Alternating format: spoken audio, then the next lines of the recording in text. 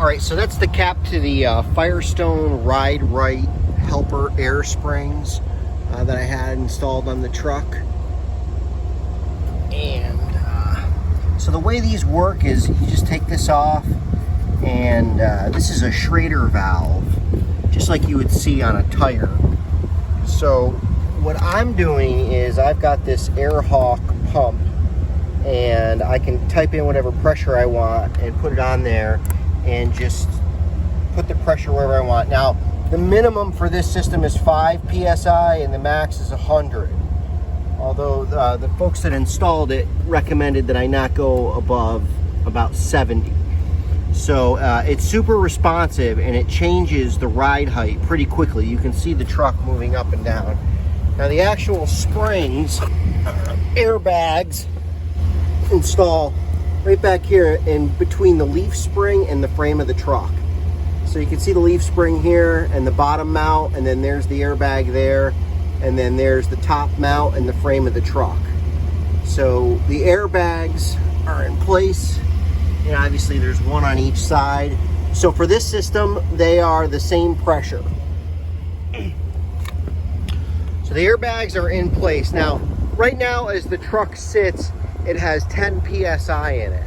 So the back end of the truck is sitting a little bit higher than it did from the stock configuration. And this is what I intend to drive around in.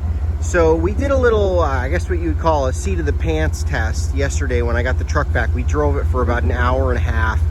And at 5 PSI, which is the minimum pressure, it's basically the factory truck ride, which we actually found to be, you know, it's a little soft. It's a little bit, you know, listy. When you go around the turns, you get a bit of an angle. So if you go up to 15 PSI, we both agreed, we thought that the truck rode very tight, very tight.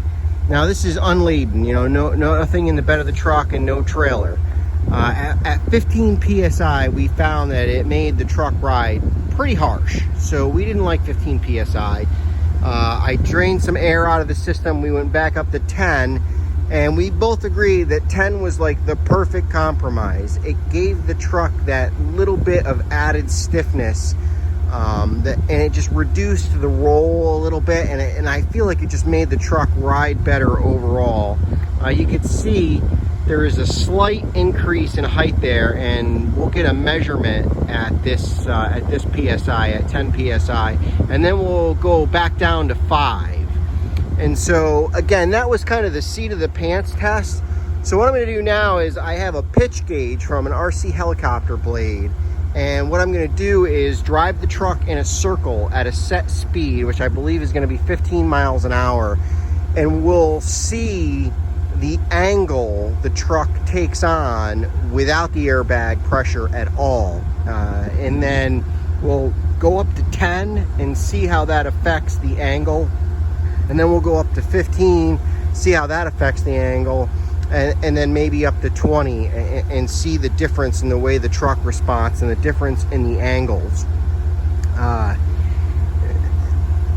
I can do a higher weight later when I'm towing a trailer, but for now I just want to take a look at how the truck is responding to some different pressures.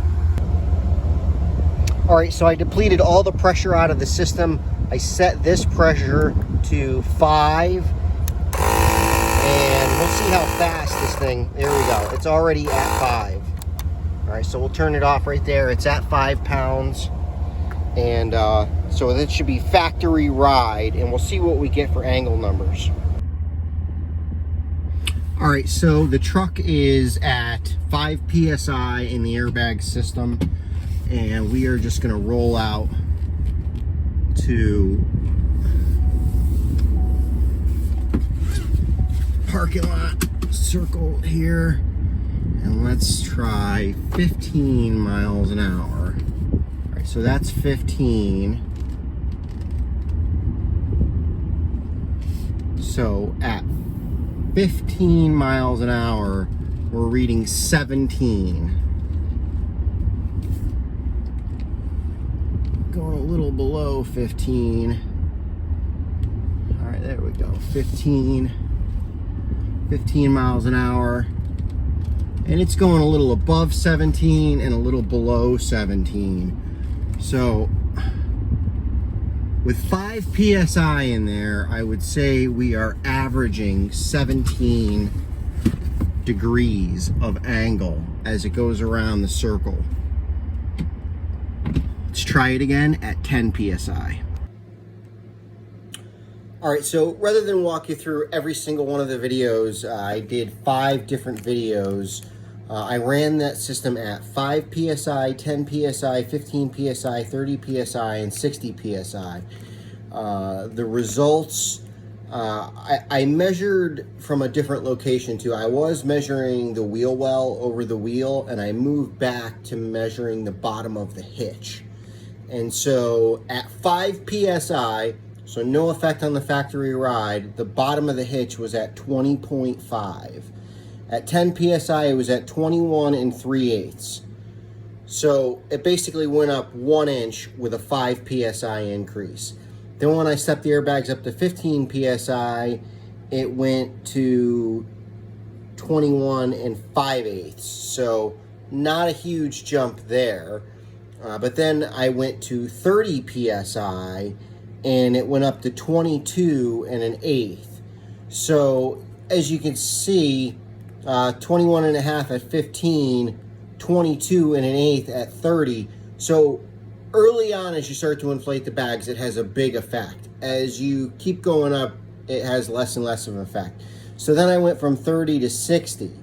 So at 30, it was at 22 1/8, and at 60, it went up to 23 1/8.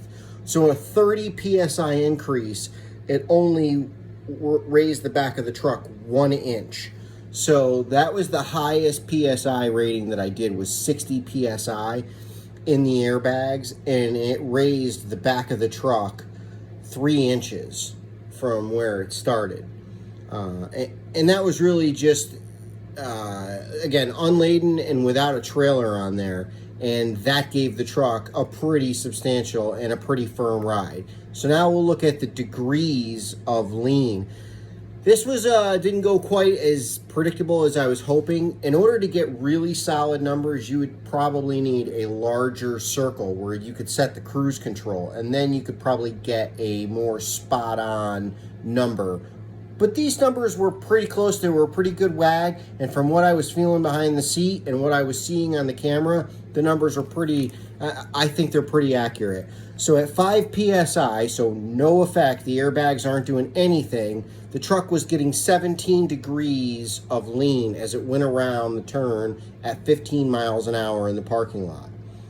At 10 PSI, it had dropped down to 14 degrees. So it cut the degrees of lean out of the truck just having it at 10 PSI. Now that's when I'm gonna run it on the street, is at 10 PSI. So right now it's at 10 PSI, and I will leave it at 10 PSI until I trailer. And then when you step up to 15, it only lost 1 degree on average, only went down to 13.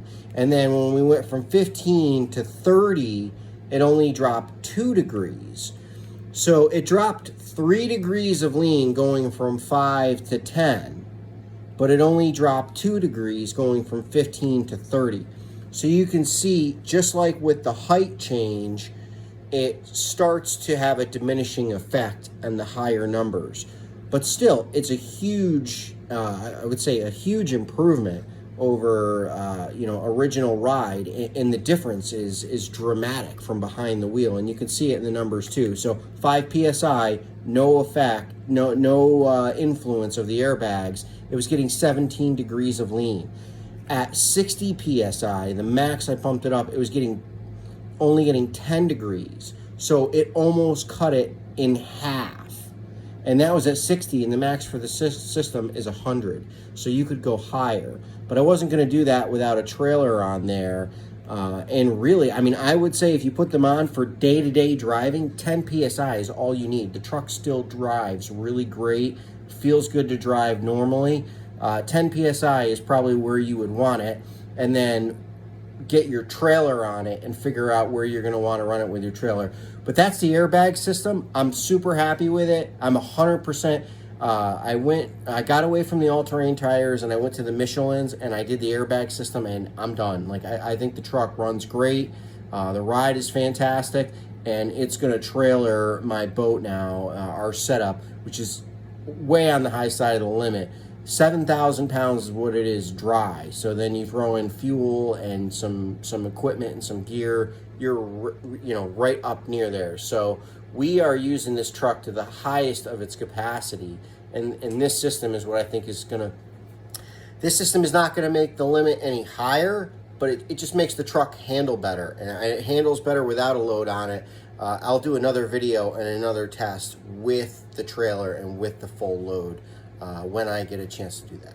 See you.